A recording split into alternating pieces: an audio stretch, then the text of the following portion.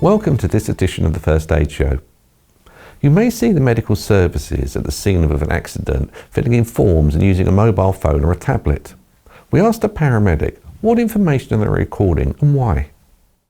So typically, because we get a really comprehensive idea of how the person's living or the situation, the incident, we try and record as much information as possible on a patient report form. Most services now have a digital report form that we use, so you'll see us carrying a laptop or an iPad or a phone.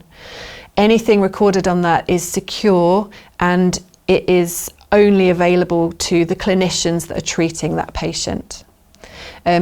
We will typically record any medical history, any medicine and tablets that they are on, any fractures or injuries that they may have had previously, like operations, if we notice scars.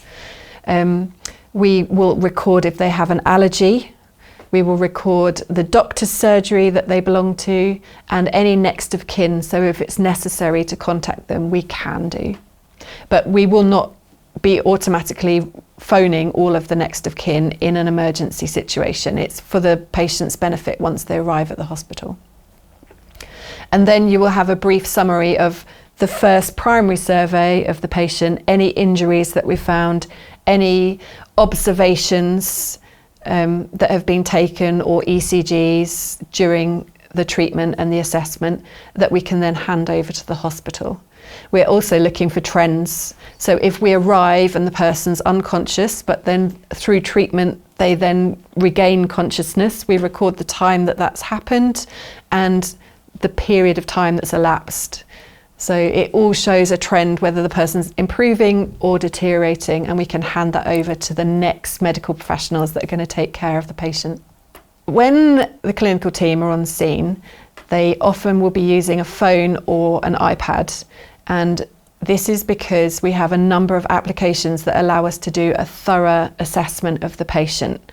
Sometimes we use these applications to assess and score the patient according to certain symptoms that they're presenting, and that then can be transferred into their notes. The other option that we have is if we have consent from the patient, or if we think it is pertinent for their treatment, it is possible for us to access the medical records from their GP, particularly if we're attending somebody that maybe is unconscious or has dementia and cannot speak for themselves. It's really important that we can be an advocate and make good decisions on their behalf. So we need to know, is this confusion new or is it something already pre-existing?